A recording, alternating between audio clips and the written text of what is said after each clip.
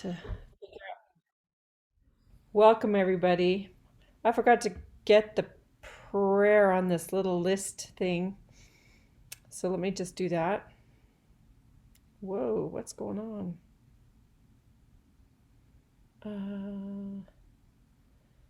Sorry, I got a new phone after our class last week, and it seems like every time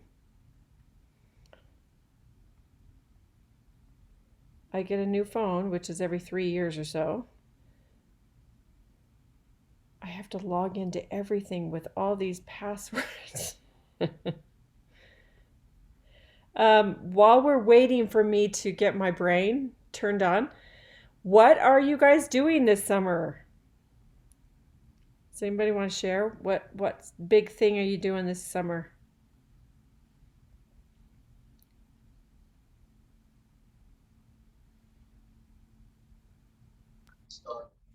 Well, I'm planning on going on my mission this summer. I don't know when yet, but that'll be fun. So, have you turned in your papers yet? Yeah, I should get my call any day Oh my gosh, we want to hear. Will you put it on the stream when you get it? That is so exciting. Oh, dang. Try another right. It's got to verify. Yeah, I'm also planning to go on my mission. My papers aren't quite done yet, but Uh-huh. they're almost done. I just need to meet with my stake president again. Oh my Not again, but gosh. for my first time.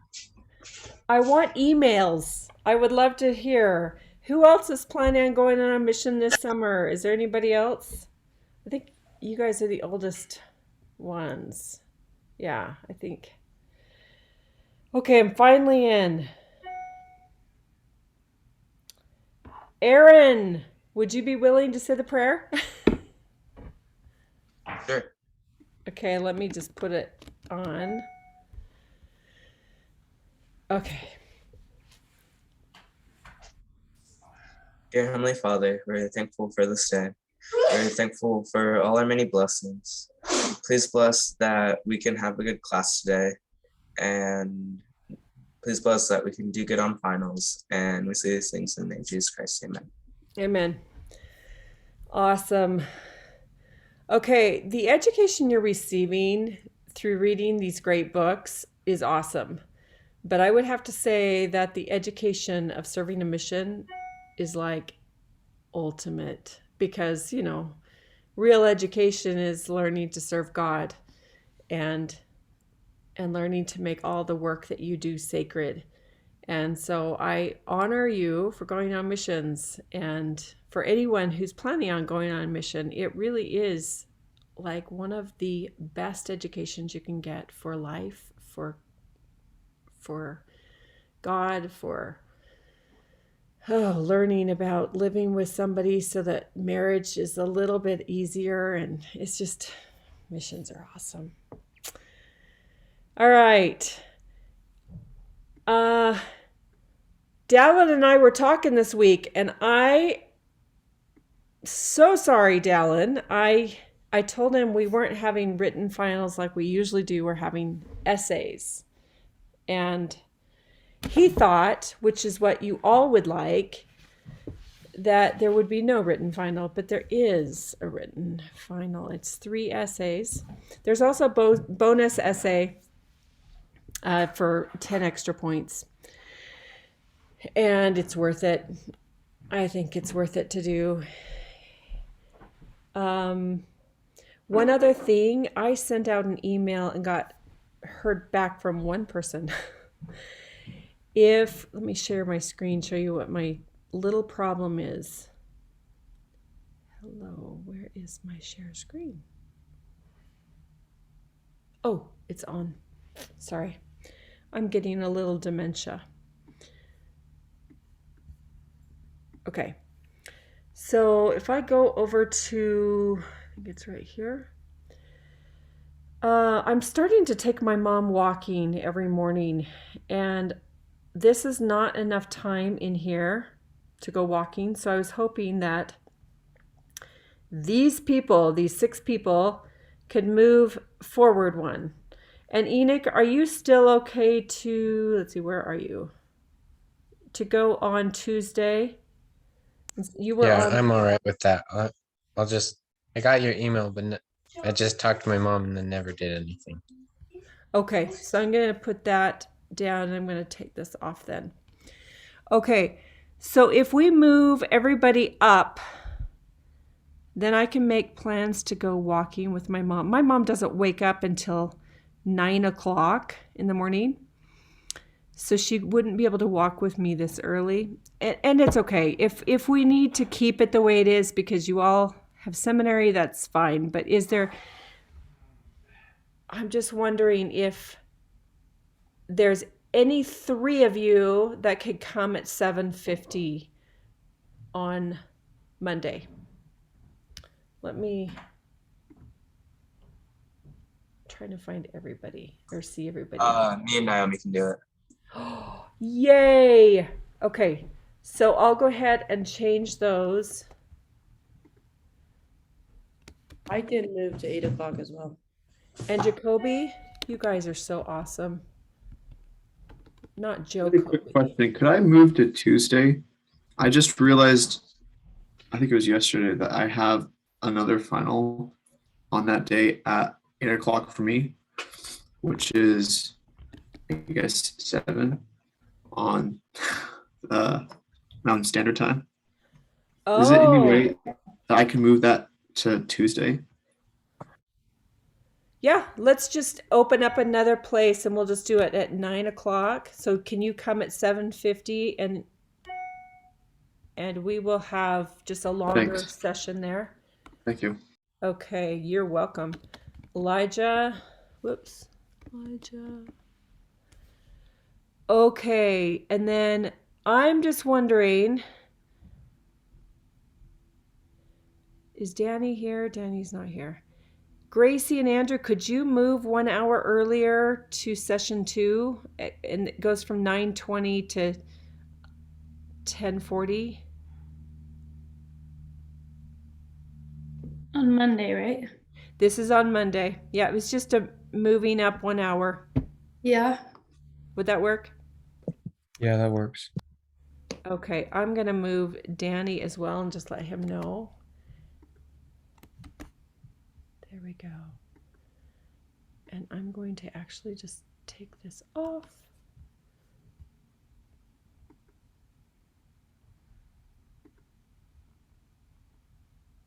Okay.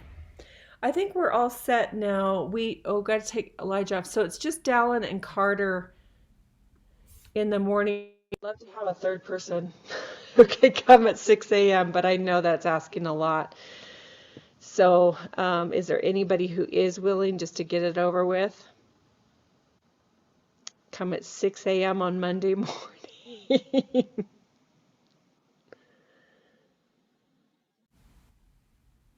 Okay. All right, we're going to leave it the way it is. And Carter and Dallin will finish early. That'll be nice. You can go back to bed for a few minutes. Actually, Carter can't, but hey, thank you so much. Oh, that was weird. Like there was a chat that came up, but now it's not showing. Did somebody send me a message? Oh, people are just like doing texting instead.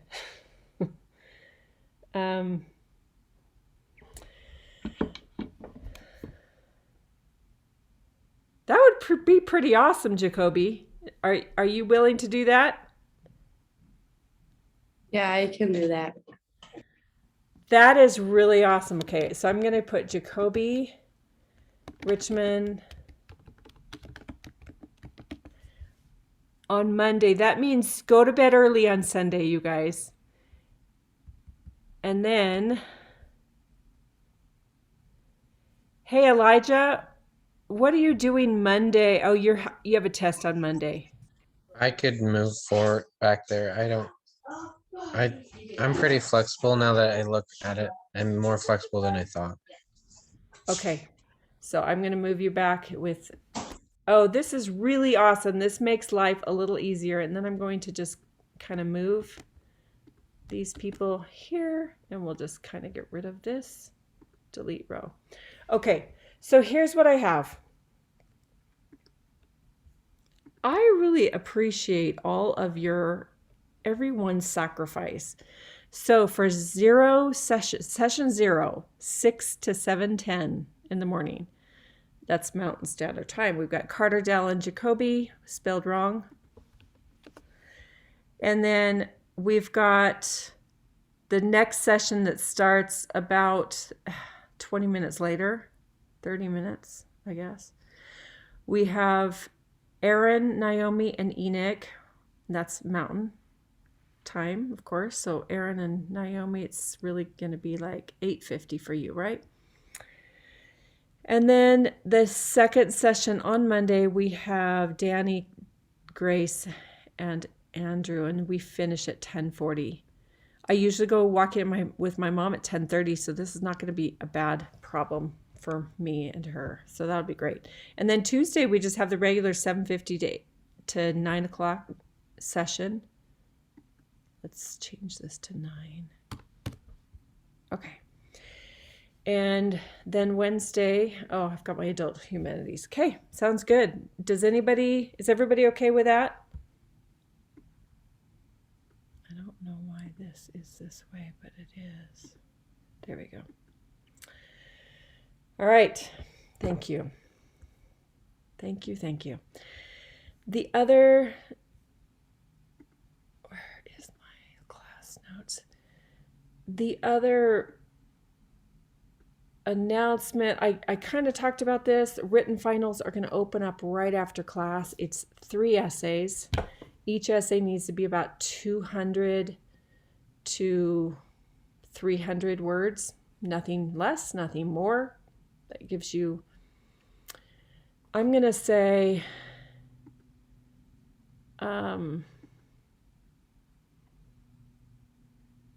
wondering if I could just show you what 200 words look like. Let me go to one of my latest documents. Okay. Let me share my screen again.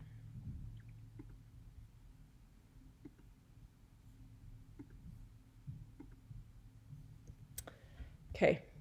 So this is my graduation speech. Let me just see, I've got to do this actually. Show. Okay, so this is 239 words, and this is in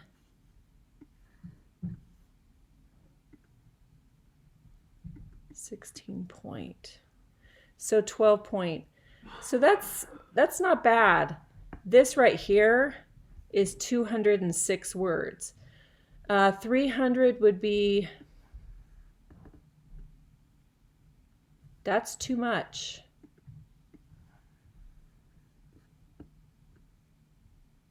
$289. Oops. There's 299. So it's not much. And do you have any questions about the written final? There needs to be a thesis statement that kind of tells what you're going to say. And then you can go into detail in the essay. It's not, don't worry about it being completely formatted like a 5-paragraph essay. You don't need to worry about that. It could be 1 or 2 or 3 paragraphs. It could be, you don't have to worry about indenting, but please make sure you're spelling things right and punctuating right and that your grammar looks right, because that's important. But I don't really care about the format. The font, I'm not putting a specification on that. If you want to use a fun font, that's fine with me, but I don't think you can actually. The way it's set up in a Google form, I don't think you can choose the font. Naomi. Wait, I'm sorry, I missed it. So is the word limit 300 or is that the amount that you have to hit? Like, is there a limit on how long it can be?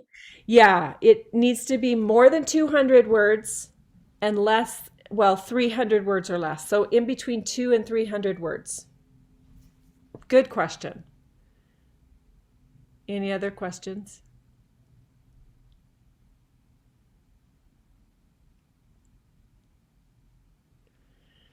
We're on this stretch, this final stretch. Comic Sans, here you go. I like Comic Sans as well. Do you know what sans means? Does anybody know what? There's a lot of fonts that say sans. Does anybody know what that means? It's a Latin word. It means without. So it's without those little flags. So if you look at like, what is it called? Times New Romans. There's just little flags on the ends of S's and T's and little. Anyway, so the sans just means it's just basically a marker drawing with no little tags on the ends. Okay. All right. We are getting ready for our little presentations. So let's just go in the order that we have you. Where is that? Sorry, there it is. Okay. We have Ryan. We've missed you, Ryan. How's your life been? It's been good. Good. Danny, you have your hand up?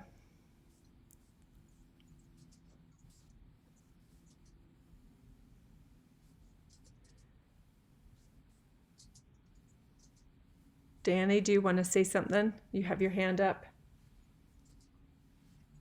Okay.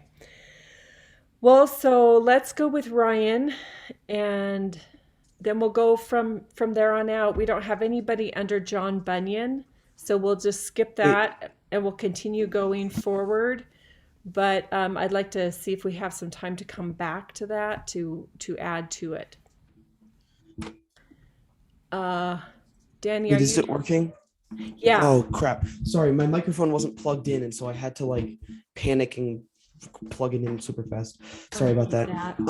What I was wondering is, I have a video presentation that I put together. If I was going to do that, can I just like screen share and just put it? Okay, thank you. Yes, that's perfect. All right, we'll turn the time over to Ryan. Okay, so how do we want the presentation to work again? I don't remember how we did this last time. It's really any way you want. People can do a PowerPoint. They can do just talking. We do need to kind of keep it really kind of short, within about 3 to 5 minutes. Closer to 3 minutes would even be better to get it done. So does that answer your question? Yeah. And then I do have one other comment. There's a bunch of you that are wanting me to return your documents so you can edit it during class. And I'm just wondering, I don't know, Jolene, you don't have access to your phone, your computer, do you, that you can just return it back? I can go on my phone and see if I can return them really quick. Actually, I can just try and do it right now too. But I want to, let's see. Second semester assignments, for some reason. Oh, there they are. Oh, it's under. There it is. Let me just see what I can do here.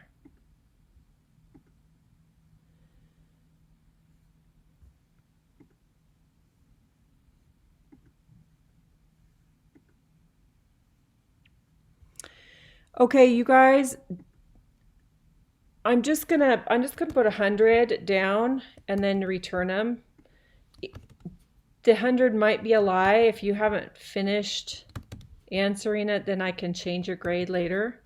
So let me just return it. There. That way you can have your document back and you can do some editing on it as you're learning from people.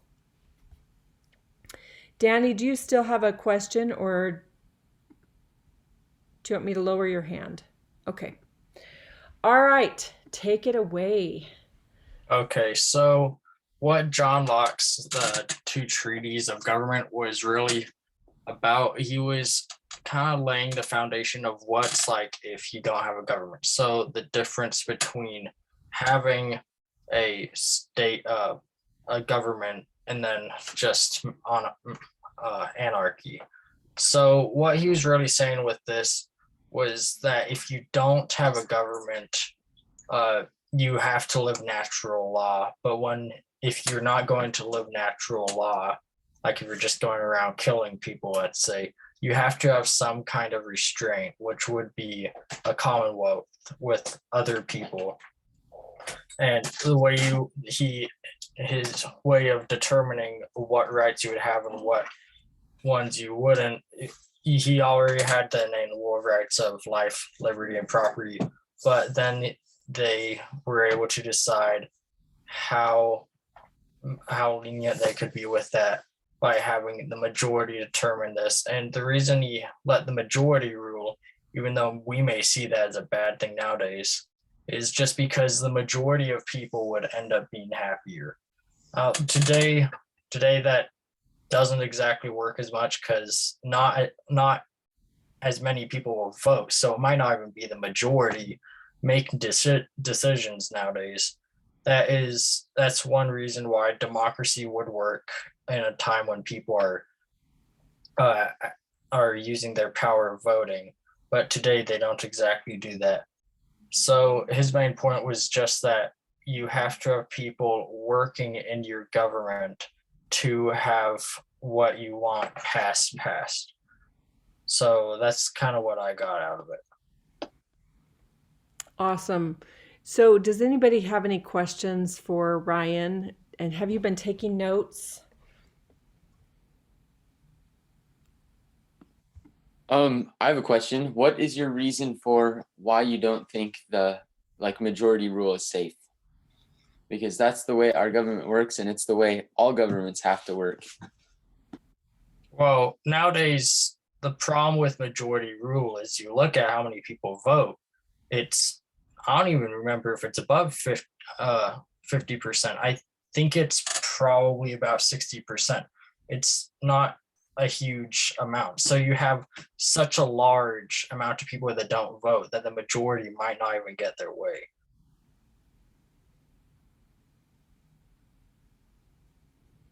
This is kind of a follow-up question, but don't you think that not voting is kind of a vote? Like if you're kind of giving up your vote to someone else, isn't that kind of an act that signals your decision? Well, not really, because if you don't, it's not like voting by omission. Way voting works in most countries, you vote for what you believe or you vote against what you don't believe. Well, not vote against it, but vote for something else. So it's definitely not going to give anything to anyone if you don't vote. You're just not in the system.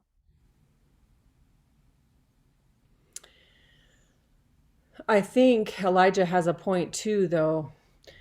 Something we might want to recognize, and I think maybe you said a little bit of this, Brian, is that the security of a government based on laws that are surrounding the will and determination of the majority, if that majority does not know natural law, does not understand it, then the laws will be written around natural law, not according to natural law. And so a country can move farther away from truth. So the idea is a government more secure based on the will and determination of the majority, or on based on laws according to natural law? That's kind of where we're going with that question. Okay. Well, with Locke was more, I felt like, wanted it to be driven. We wanted to be driven by natural law, but yeah, I think overall he wanted just to be driven by natural law. Because I don't remember exactly, but he might have had one part saying if the people were just too corrupt to make the laws, they couldn't have a government. Yeah, that's right. So that's good. I think John Locke had some great ideas. It's just that sometimes we forget that natural law part, that adherence to something that we know is right with laws. Does anybody else have any questions on that one? Okay, if you do and you want to ask after class, I can stay after for a little while too. Let's go to Andrew. Can you hear all that noise in my background? My husband has a ladder in our room. He's trying to change the smoke detector because it was chirping yesterday. Needed a new battery. Sorry about that noise. Okay, Andrew. All right. So I had Jonathan Swift's A Modest Proposal. So the main argument I found in this was he used a lot of statistics to prove that children are a financial burden on their parents. But that could be changed if children were sold for food or clothing purposes. Can you everyone tell that this is really hard for Andrew to say this? Awesome. Okay, keep going. I think he wrote this because he saw the poverty around him, and he realized that if he didn't try and make a change, that no one would. Let's see. I think he was hoping to help alleviate some of the suffering in the slums around him with this proposal. Overall, I don't think it was very successful. Just until recently, like most of the world was extremely poor, and his ideas didn't take effect. People were just outraged with his suggestions. One of the most important takeaways I found was not letting your reputation stop you from taking risks and finding creative solutions. Are there any questions?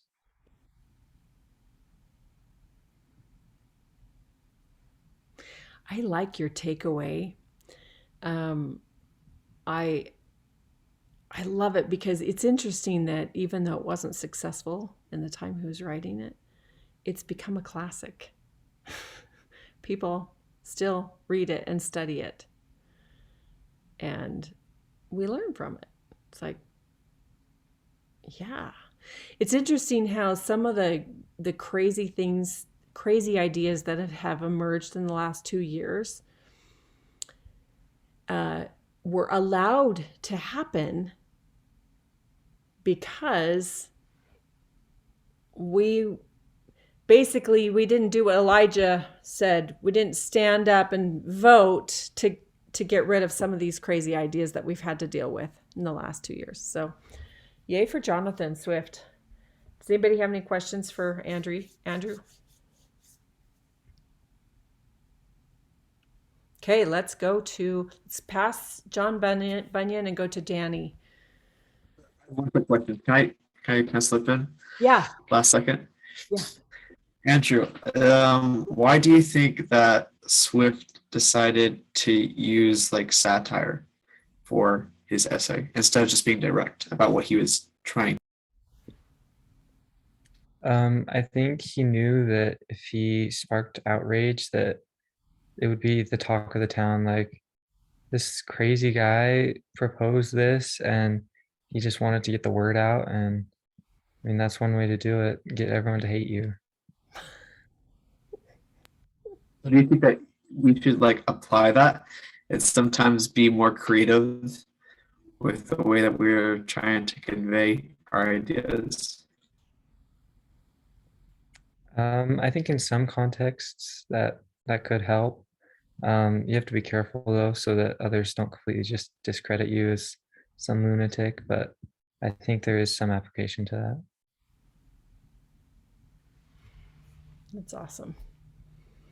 Okay, Danny, you want to share your screen?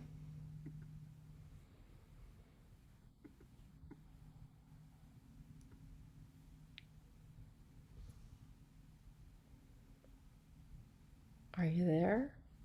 Yes, I'm here. Can you hear me? Yes, I can. Okay. Sorry. Yes. Let me get that real quick. I'm pulling it up. Okay, sounds good.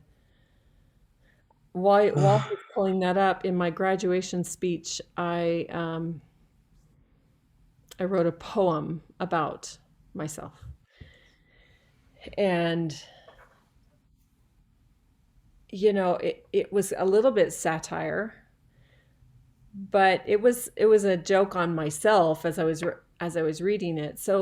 But it was successful because what I was writing was a real thing. Like, I could share it after if we wanted, if we have time, but it was a real thing that a lot of us go through when we get married and we're raising children. And so because it was so similar to how other people feel, it's accepted. But I think with something that is so off the wall that I think it did cause an outrage. It was tough. Okay, Danny. Okay. Wait. Can you guys see the? Can you see it on the thing? Is this the right screen for you guys? Is my microphone was positioned?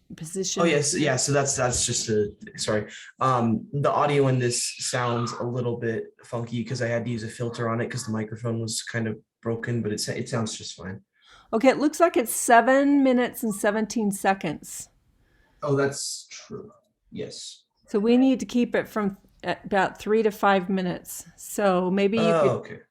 maybe you could, we could watch the first 5 minutes. Do you think? Sure, yeah. Or if you want, I can probably just I can just pull up the doc and read off the that I have for the script. I can probably just pull up the doc and read off the this is like No, just if you why want. don't we just show Okay. just show the first 5 minutes, and Okay. then if there's time at the end, we can come back to it. Okay. Okay, sounds good. All right. Let me. Can you guys? It has audio. Can you hear it? Did you share, when you shared your screen, did you click on the share sound? I might not have. I'm sorry. Hold on. No, that's okay. So got stop it. sharing. Found it. Okay. I fixed it. Okay. I'm gonna mute. Hello, everyone. All right, I am making my presentation on Jean-Jacques Rousseau's The Social Contract and General Social Contract Theory. Now, granted, I'm going to, hit all the points in this list, but I'm also going to throw in some of my thoughts on general social contract theory, what an optimal social contract would look like, etc. So, yeah, without further ado, let's get into it.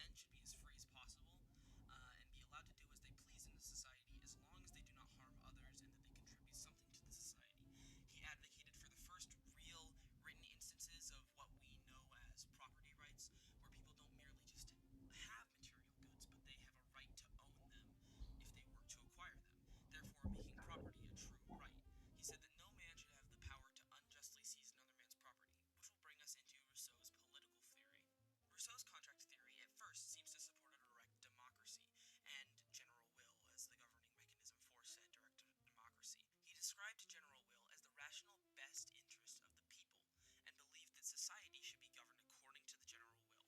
However, he acknowledged that a direct democracy was not an optimal system, as not all people are educated to make real political decisions. Direct democracy is logistically difficult, and that there will always be vocal minorities that don't agree with the general will because their needs are different. And this is kind of where Rousseau's theory gets shaky, and you kind of come to realize that he's not for real democracy. He's kind of for something else. So he suggested that if the people couldn't make their own decisions directly, that they elect a legislator who is like a genius, who's more educated than everyone else, and is in for life and makes the decisions until the people are educated enough to do their own politics on their own. Which, if you really look at it, is kind of a shaky idea because it's pretty much just saying despotism but with a moral king, which isn't something that should happen. I mean, it's an elected moral king. However, it is kind of a shakier aspect of his theory. So I'd actually like to go out on a limb here and say that Rousseau didn't really advocate for a democracy like Jean Locke. He advocated for an elected aristocracy, a group of people who were elected and were in for life that had almost absolute power. But the idea was that if they were rational and uncorrupted by material goods and sin, that they would work for the general will. However, that isn't necessarily true, right? The famous line, if men were angels, there would be no need for law.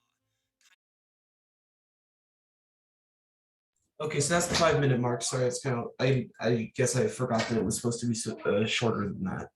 So that's, I can stop screen sharing. So yes. I loved it. I So wish I that's- could have heard it a little bit better, but I loved it. Was it too quiet?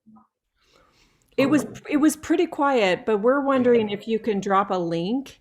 Yeah, I have it on YouTube, and I can drop it 1 second. It's really, really good. Yeah. Any particular questions, guys?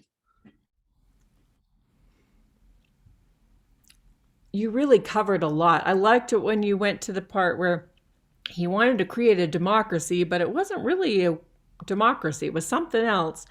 That was interesting, and I'm looking forward to looking at it again on YouTube. So thanks. Yeah, if you could put a link in the chat for all of us, and then maybe I'll put it in the stream as well in the Google Classroom. If you put it in, then no one will get an email. So I'll put it in. Any questions for him? Okay, there it is. Thank you, Danny. It's so fun to have, some other way of presentation. That was awesome. Okay, I'm going to put it in the stream.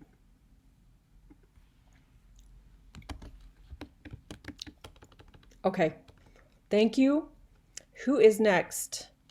I'm on the Google Classroom, so I can't see. Can someone just kind of blurt out and say who's next? Okay, I am, and zero way I can top that, but here we go. Okay, so I chose to do mine on Robinson Crusoe, and well, I think one of his main arguments was that of basically repentance, because a lot of the book was talking about how his father told him, don't go to sea, and he did, and then he got stranded on the island, where he grew closer to God and learned self-sufficiency and stuff like that. I think he wrote the book so that people could grow closer to God, and probably for some money, but I think he was successful because there was a lot of copies that were sold. one important takeaway for me was that of repentance and self-sufficiency.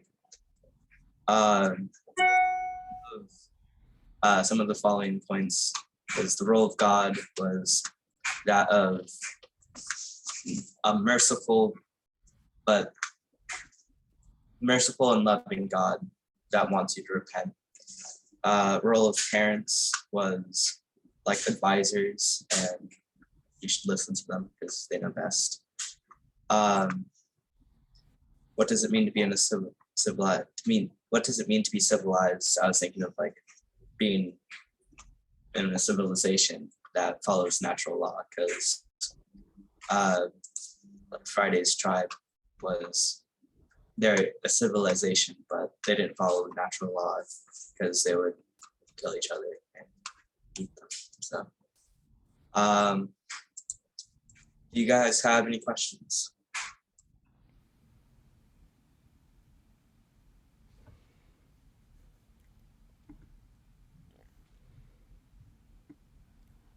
That was good. Thank you, Aaron. All right, Gracie. Guta.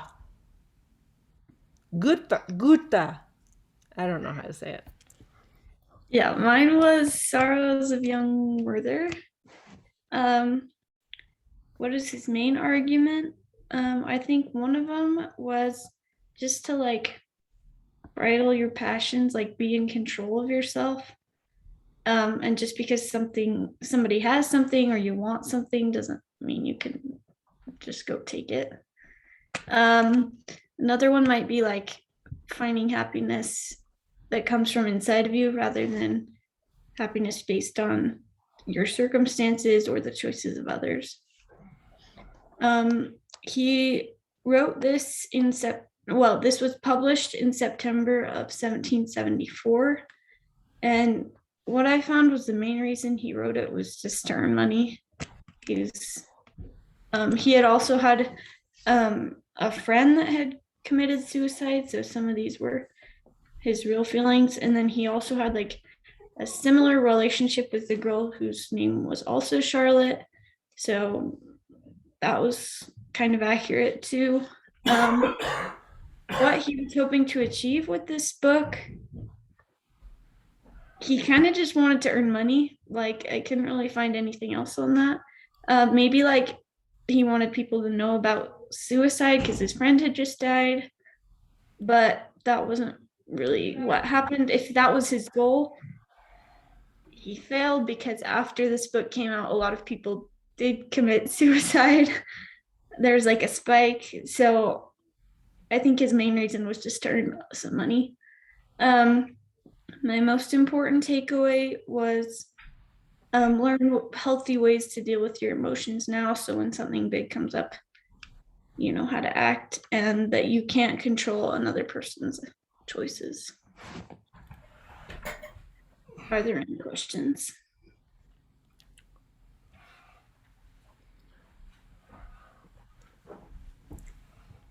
That was good, Gracie.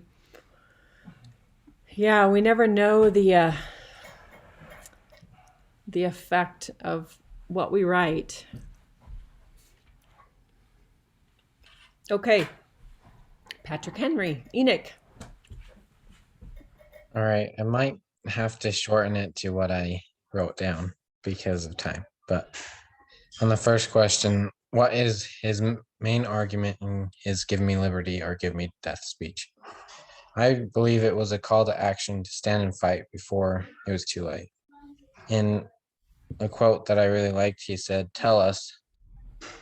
"They tell us, sir, that we are weak, unable to cope with so formidable an adversary. But shall we be stronger? Will it be the next week or the next year? Will it be when we are totally disarmed, when British guard is stationed in every home, and our enemies shall have bound us hand and foot? Sir, we are not weak, if we make a proper use of those means which God of nature hath placed in our power."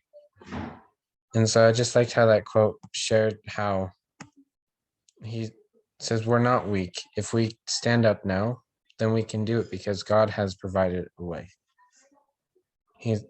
And the second question, why did he stand up in the Virginia Assembly to speak his argument? He stood up to unite the people in the cause of liberty. And one of my favorite lines, it's the very end, where he says, I know not what course others may take, but as for me, give me liberty or give me death. He is calling them to action, but if he has to stand alone, he'll still stand alone. If they never listen to him and he is left by himself, he says, as for me, I will do what I can to stop Britain and gain liberty. On the third question, what was he hoping to achieve? I kind of already said it, but to unite the people and bring an official Declaration of Independence and make it a final so that there's no turning back. And I really like the line near the beginning where he's like, to provide freedom from the freedom of the debate. For my part, whatever anguish of my spirit it may cost, I'm willing to know the whole truth, to know the worst, and to provide for it. I combined a little bit, but in the first paragraph that is, and I thought that quote kind of fit with this class, how we are willing to read things like Werther to know the whole truth. Second to last question, do you think he was successful? Why or why not? I think he was successful because it aroused the people and awakened the love of liberty. And it has changed the world. We can't really understand its full effect yet because it affected people then and it affects people today. When we read it, it helps us rekindle the fire in our hearts of liberty. And then the last question, what is the most important takeaway?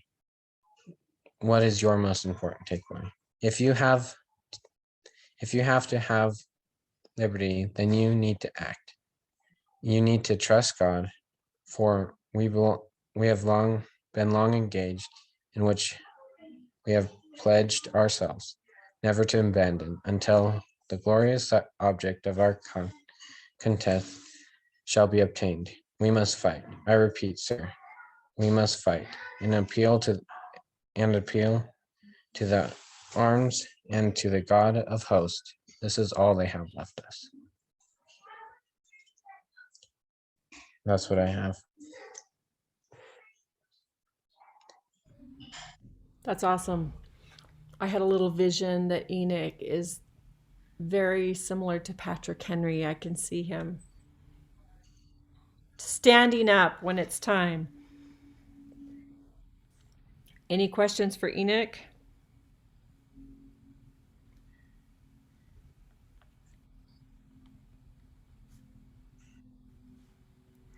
Okay, let's go forward. Someone needs to buy him a wig. Yes, that would be really fun.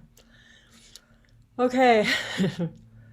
Looks like we're going to pass on Thomas Paine and John Adams. So we're going to go straight into the Declaration of Independence. Carter? Okay. So I guess I'll just answer the questions. What were Thomas Jefferson's main arguments in the Declaration of Independence? I think that Jefferson's arguing that we as the American people were sick and tired of everything that England and King George was doing to us, all the taxes, the lack of representation, etc. His reasons for the argument were there were taxation without representation. We have the Stamp Acts, we have the Paper Acts, or the coffee tea tax, just this list of taxes that were inflicted upon us because because King George could, and because certain people in the colonies were starting to rebel a little bit. And I thought this question wasn't in here, but I thought it was something important to remember. Talking about the Declaration is the authority the colonists have to separate from England. It came from the injuries that England inflicted upon them over a course of time since the pilgrims had left England to find a safe place. And some of the first principles he's declaring are like the rights to property or life, and we get those from God. And because of that, when they're inflicted upon, there's no infringed upon. There needs to be redress for them. And yeah. Awesome. Any questions? Are you taking notes? I hope. Okay, any questions? All right, let's go to Elijah. All right. So I was talking about the Articles of Confederation. I guess you can kind of read what I wrote down. I put the Articles of Confederation was the United States' first united constitutional piece of legislation. It was the product of the Enlightenment philosophers and the Founding Fathers' first real attempt at establishing a working, independent, and unified republic. It sought to solve the issues of the authoritarian British rule and establish a lawful tone for the future of the new country. The document was implemented on March 1st, 1781, but only 8 years later, it was superseded by the new United States Constitution. My biggest takeaway from the Articles of Confederation is just to marvel at its revolutionary ideas. I mean, this is the culmination of decades of different philosophers, scholars, politicians on all these new ideas on how government should be for the people. For the entire history of the West, excluding Rome and Greece, kind of, government was understood as just pure feudalism or monarchy, despotism. Yet the Founding Fathers changed that deterministic trajectory forever with these and succeeding documents. Some imperfections in the Articles of Confederation were non-enumerated powers, such as judicial branch of government or the executive. There was a lot of vague terminology and basically no coverage of like trade taxes and how that would work. But the document maintained its allegiance to the founding principles, which is important. And it set the groundwork for the Constitution to kind of take over it, I guess, replace it. Yeah, that's what I wrote down. Any questions? Nice. What major weaknesses did you notice in the Articles of Confederation? The major ones I was talking about before is like the judiciary and executive branch. They weren't really discussed at all. Also, there was, I think it was between state trade. Let me see if I can find it. It was just weird limits to trade between states and unspecified taxes, basically. And kind of like if I had to kind of generalize all these little issues, I would say kind of it's just a really libertarian model of a country, and it was really ununified in the way that it kind of maintained the states. So in that sense, it was a little bit adolescent in the way that it conceptualized a country. I liked how you said it was a little bit libertarian. Does anybody know what he means by that when he says that?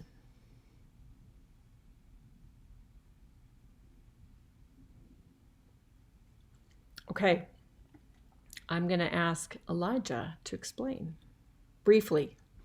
What is libertarian? Libertarianism? It's like a political philosophy that upholds liberty as its highest like value. So it's usually kind of anti-government. It kind of people who are libertarian, they maintain that they put more trust in like the private sector over the governmental sector. So they think that regulations from government are bad, that everything should move in a kind of more laissez-faire way. I think it's easier to see libertarianism in economics than in government, but it's not anarchy, but it's relying more on private sector over the government sector when it comes to dealings with life. Yeah.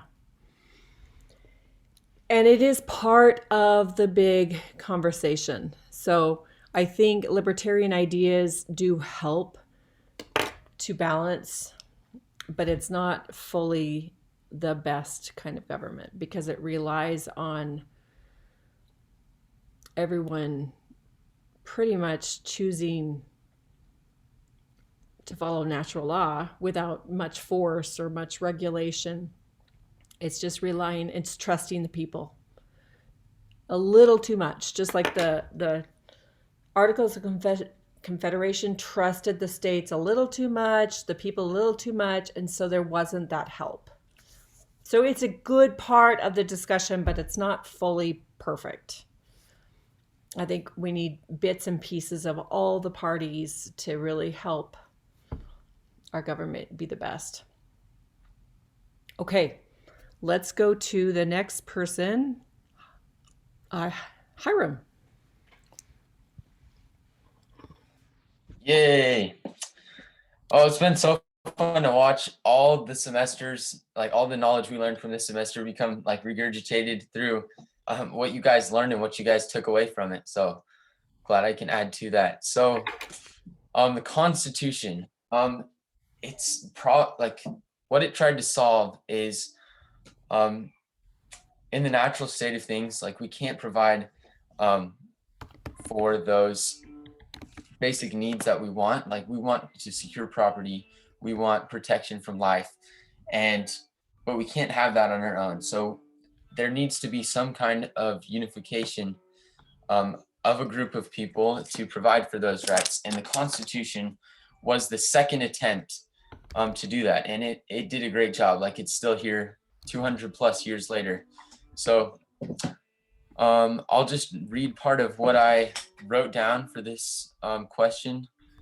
And yeah, I can take some comments after. So for a fledgling nation, the United States needed a foundation of legislature to promote the common defense and general welfare of the people and provide for their basic freedoms.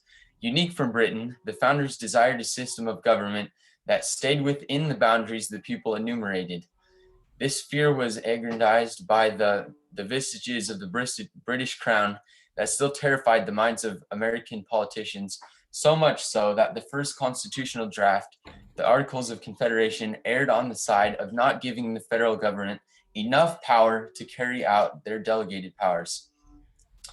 In the Articles of Confederation, the legislative body consisted of a one-house Congress, with each state, regardless of size or population, had one vote. This was a disproportionate representation that quashed the idea of majority rule by opening the door for smaller states, having lesser populace to hinder the movement of the larger ones. This would prove to make lawmaking a very sticky business. The Constitution ensured equality, but still allowed the legislation to make progress. It gave each state, no matter which size or how big it was, its population, 2 senators and hence 2 votes. But in addition, each state also had other men selected to represent them according to their population. This still allowed for majority rule and progress. Before the Constitution, the states were basically separate countries, loosely united on a few minor things. Each state had its own micro-government and sub-federal law enforcement branch. There was nothing binding between the states. The Constitution fixed this by erecting 3 branches, which were responsible for more paramount problems and kept the other states fair and protected. On another issue, the Articles of Confederation did not have the crucial system of checks and balances to sift laws and ascertain which laws would be constitutional and which laws would tarnish the freedoms of the people. Important to note is that the Constitution does not enable men representing to do that which is good for the people, but only that which is right, as defined by the Constitution. This condition keeps the freedom of the country under lock and key and prevents the state of the people from being governed by the arbitrary definition of what is good. So any questions? Nice speech. Love Thanks. it. I love it. I really think they did a good job of balancing the power that the people retain for themselves and the power that the government is enabled to hold. Like they've set up a system that doesn't allow the government to take more than what the people have given them, while at the same time like promoting the liberties of the people. That's what really impressed me about the Constitution. Yes. And then I love people like Elder Bednar, who spoke last year to the law department at BYU, and he said, listen, you and I have let this government take over our rights, and it's up to you. He was talking to them, but he's talking to all of us. It is up to us to make sure that we uphold the principles of the Constitution. Because there was a lot of power taken away from us in the last couple of years, where we didn't get to choose what we wanted for the sake of security for others. So yeah, the Constitution's great, but we need to be those strong upholders of rights. And I think all of you are pretty good at that. Any questions for Hiram? Can you Hey. speak? Oh, Oh, go sorry. ahead. Can you speak a little bit more to the I don't know, the importance of the division of powers, of the division of the branches of power? Because I know you talked a lot about how like the Constitution did a really good job in setting up the government against the people, not against the people, but like responsible to the people. What about how does the government kind of hold itself accountable in that way through its own division? You know what I'm saying? I'm like confusing. Like how did the accountable to check the powers that the people have given it, accountable to the people as like a representative body? No, I meant more like kind of like checks and balances within the government, how it kind of maintains itself. like how that process works? The checks and balances? Okay, yeah, the checks and balances. So like there's three branches of government. It's kind of like a big game of rock, paper, scissors if you think about it. Like the executive branch has the power of veto. It can disregard or just reject proposed laws that the Congress makes, and then the Congress has the power against the president again to repass that law by like the second two-thirds majority. And then later, before it becomes an actual law, the judicial branch will review that law and declare it constitutional or not. And the president also has some influence over the judicial branch. So there's like this three-way game of rock, paper, scissors. One's rock, one's paper, one's scissors, and they all have a power over the other to kind of make sure that one doesn't dominate the game. And then there's other checks and balances, like every time there's a new president, it's very interesting that the House eventually, because the House is changes every 2 years, there's a possibility that the House can become the opposite of the party of the president. And so that there's even that check and balance, and that when a new president comes into power, we can kind of go toward that party's ideas. And then when a new there's always this constant check and balance. And then there's us, that we can be that check on the government too, if we learn where we can be that check. Good job. Okay, let's go to Naomi. Okay, I had paying and the right of man. And so it says what's his main argument, excerpt from the right of man. And he really just goes into arguing about political revolution and that it's moral and necessary when a government fails to protect its citizens' basic rights, which are some of the basic rights were, I think the specific quote says, men are born free and remain free and equal in rights. And those are liberty, private property, the inviolability of the person, and the resistance to oppression, which are a little bit different than we believe life, liberty, property, and conscience, just because it just goes the extra step of making sure that a person cannot be violated by another person, or that rights don't violate other people's rights. And so it's really just like an extra precaution that I don't know if it is entirely necessary, because when you look at just stating the property and conscience, it kind of falls in check with that, I think. And specifically hitting on the reign of terror, he argues that the French Revolution was in the name of freedom and gave way to a moral standard, and that people would no longer rely on kings. I think one quote from there is, "A body of men holding themselves accountable to no man ought not to be trusted by anyone." And so they were really just trying to get back to freedom. Whereas Burke, his friend, believed that, well, ex-friend, believed that revolution was savage, and Paine thought that thought process would keep the people captive to that idea of kings and monarchs. And I think he probably would have changed his view to stand. I would like to think he changed his view to stand for light and liberty. However, during that time period, it's just easy to justify violence. I think seeing the victory gained by America through the war, and some viewpoints could show nothing was too far for freedom. They felt that the need to burn down the old ways, and the French Revolution embodied liberty and liberation and principles held really close to the heart. So I feel like everyone was very like, well, if you don't stand with revolution, then you stand against liberty. So it was pretty easy to overlook the side effects of like violence. And any attack on the idea of revolution was an attack on everyone's individual liberty and the country. So it was very easy to take it personal. And I think some of my biggest takeaways,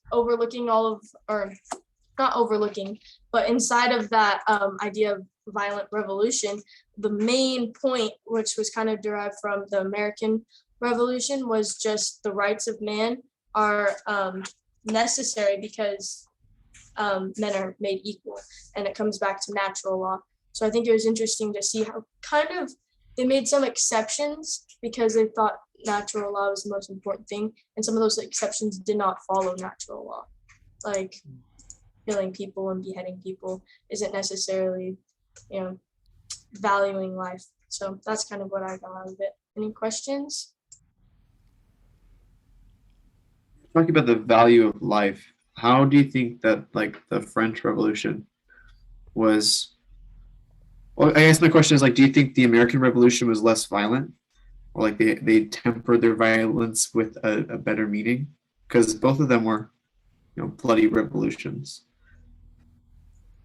Yeah, well, I think it's so interesting because I think they saw that like America's war as like an exception of like, okay, well, they killed people, so in the name of liberty, and it worked out for them. But I think the difference was they were fighting against themselves. They were fighting themselves in the French Revolution, where it was not only fighting people but old ideas, and it was a little bit more not personal, but like, yeah, I think the American Revolution was just as violent, but it was just the ideas that they were fighting for and the intentions behind it that were different. So do you think that the British colonies weren't really British when they were colonies? Like, because you're saying like they were not fighting against themselves. No, I think they were, but I think it was like they were fighting for different ideals is what I would mean to say. Like the American or the French Revolution was literally like fighting the monarch and fighting like all this heritage, and they were fighting with history, whereas the American Revolution was trying to go away from that, and start something new. These are really good questions that Elijah is asking. It is really important to understand that the motives were behind it were very different. And you mentioned that. So thank you, Naomi. It's interesting because I'm just, we're reading about Moses right now in Come Follow Me, and we're reading about, pretty soon we're going to be reading about before or after we stop meeting together as a class, so we can't really talk about it, but after the children of Israel have been in the wilderness for 40 years, they're ready to go in. But I think it's in Numbers 14 where God tells Joshua, let's wait until this first generation dies off before you go in there.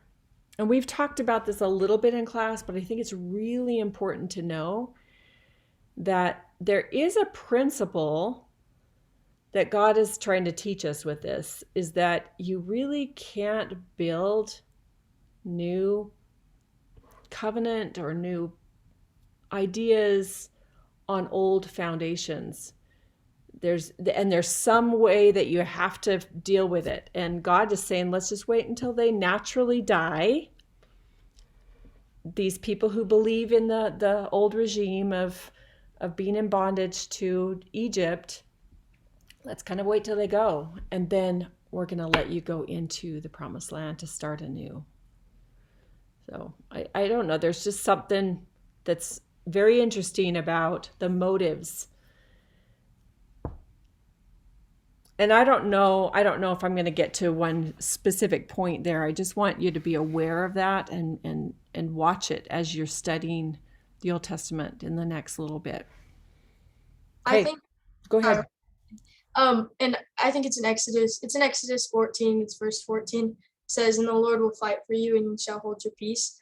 And I think it's just really interesting to see how like there was wars that were fought, but seeing the hand of God in defeating Pharaoh and the armies coming after them and coming after religious freedom and coming after their lives and their families. So I think it's just interesting to see the hand of God and how there can be peace and also times of there can be peace and enlightenment amidst the war that's happening to fight for it.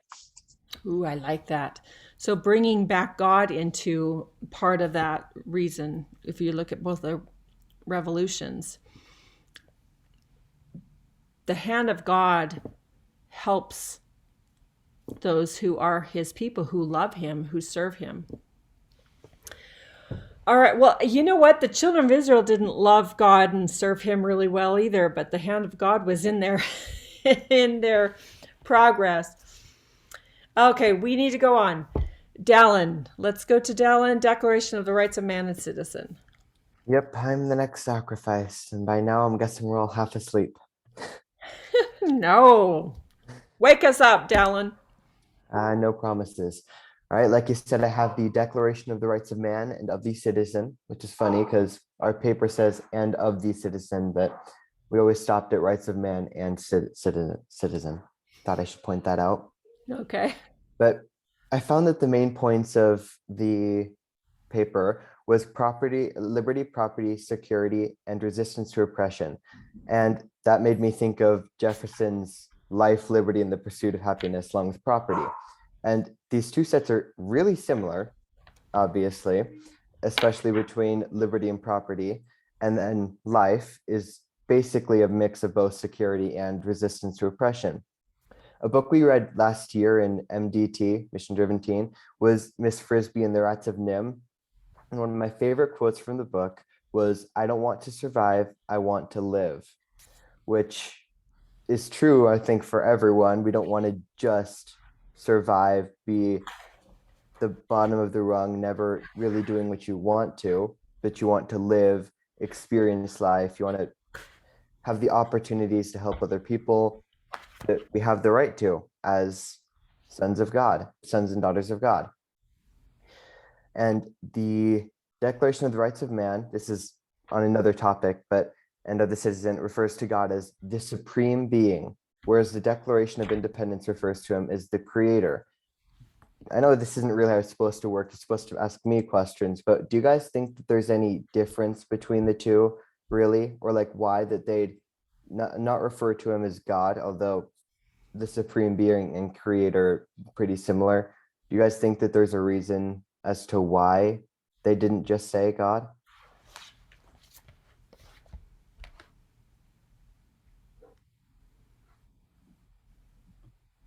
It didn't make sense to me because I was like, they So both tried to. Sorry. I think that it's because they're using multiple names of God, because God isn't only just God. By naming the supreme being the creator, it's attributes of God, showing that he is more than just this title. He actually has the ability to fulfill what he says as God because he is the creator.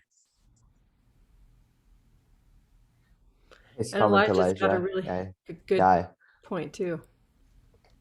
I like what you said, Enoch.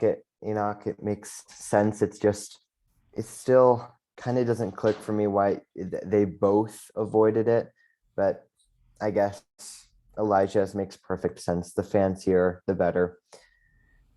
And I wonder, the word God wasn't used too much after breaking away from the pagans, the Greeks and the Roman gods. It just sounded more like a Christian idea to use other names, the Messiah, the supreme being, the creator, the savior, all of these kinds of names that name God and Christ, to get away from that pagan, which I hope you guys never get away from the pagan stories. Hope you always read them, but does that make sense too? When I was reading through this, and I don't know about any of you guys, but I kind of felt like each law it felt like a final thing, as in like it was each one was powerful. These are the values of that country. Do you think we've stepped away from like actively believing in the Declaration, the Constitution, like, because I don't really hear anyone refer to them a ton anymore. Like they're kind of just something of our past, which I don't think it should be like that. I think we should all have the opportunity to study them like in public school, because they don't really do that anymore. It's disappointing. My oldest is 31 years old, and when she was going into 7th grade in Burley, Idaho, where we lived, they had announced we're not going to be teaching the founding anymore. We're not going to be teaching the Revolutionary War. We're going to be starting at the Civil War and going forward. We don't feel like that part needs to be taught. And I hadn't started homeschooling at the time, but I started questioning, well, why wouldn't you teach that? And I asked the teachers, and they said, well, it's just everyone knows it, and I think we're just going to really focus on, from the Civil War on. And shortly after that, we started homeschooling because more and more of the history was taken out of the schools. So you are right that it's not being taught anymore.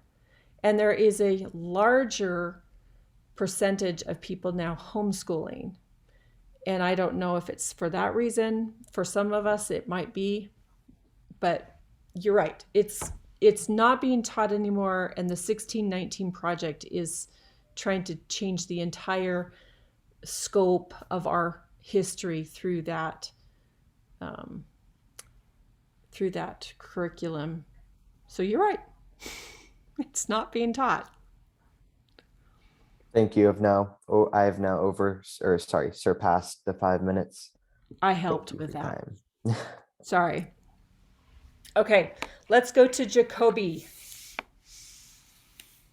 Okay, mine was the sister revolutions. The first question was, what premise was the American Revolution started? America was like just, well, the people who like started the revolution was very tired of King George controlling everything and not allowing them the rights and privileges to decide how they should be governed. The next question is, likewise, what were the foundational arguments for the French Revolution? The French were frustrated with the class system, so they were tired of being oppressed.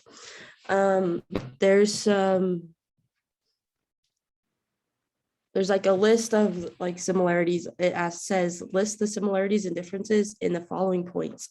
So for motive, I put the similarities is both America and France wanted equality. For differences, America wanted to have freedom and not be told what to do, and they also wanted representatives, and the king would not let them.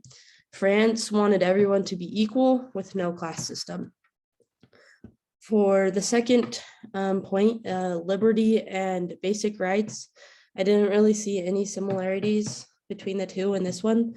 The differences was America wanted life, liberty, property, and conscience because using those laws helps them to become more free and have ownership of their land and their possessions. France wanted everyone to have exactly the same thing and nothing to be different. For example, if there was a rich family, they would have to give up some of their money because there were poor people that didn't have that much money. So they wanted it to be exactly the same. No one could have anything more than another person. The next point is religion and God. I didn't really see any similarities in this one as well. The differences were America was founded on God. They wanted to worship how they choose so that they could just that helped them feel more free and like had God tied into the country. France organized religion was part of the problem, so they didn't want anything to do with God. The next point is the type of government. The similarity I found was both wanted equality, but they were executing it completely differently. So the differences were America was willing to discuss and compromise to come up with laws that could be best as a whole for each state and representation. France wanted sameness. They wanted to micromanage and control everyone, staying loyal to the same order and everything. Some other points I came up with was America was really looking out for the best of the people and the best thing for the whole country. But France was really just looking out for, they were looking out for people, but in the end, they were causing more rebellion and frustration because people that were richer and had to give up money to the poor were like, no, I really do not want to do that. So I just believe that they started to rebel because they believed that they were worth something more.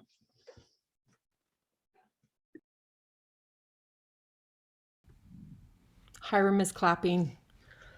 All of you should have claps. This is great.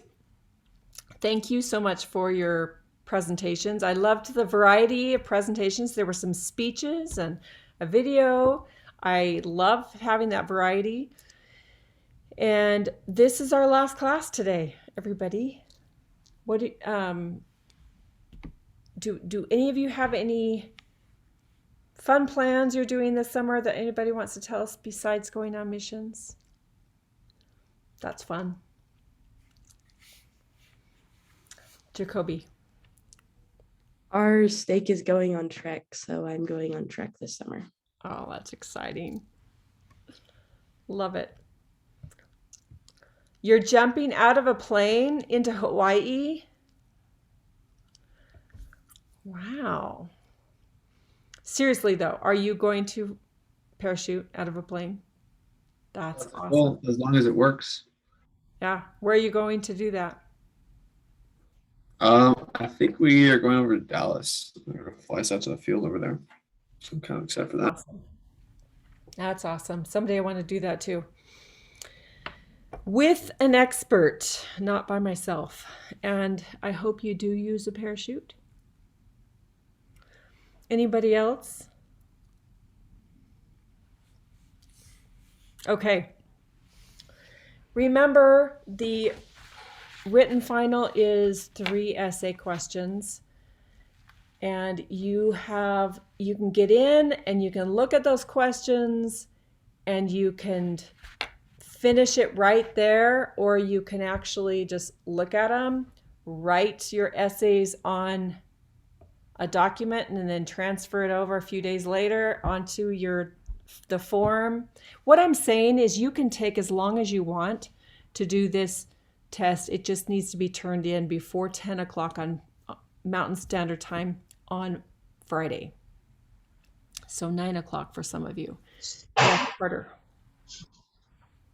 Is that AM or PM? PM. So you have from now until Friday night to have that done. Okay. So then that'll give me the weekend to try and get them all back to you. And then we'll have our oral finals, which will follow a lot of the same review questions you've just done.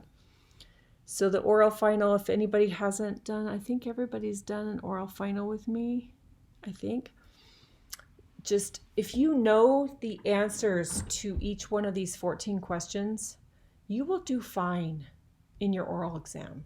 And remember, you're also graded on how well you hesitate, how well you think, even if it means there's a little silent space. That's what's kind of interesting. It's an open book, open notes test. Yes. Yeah. Any other questions? But it's not open internet. Okay.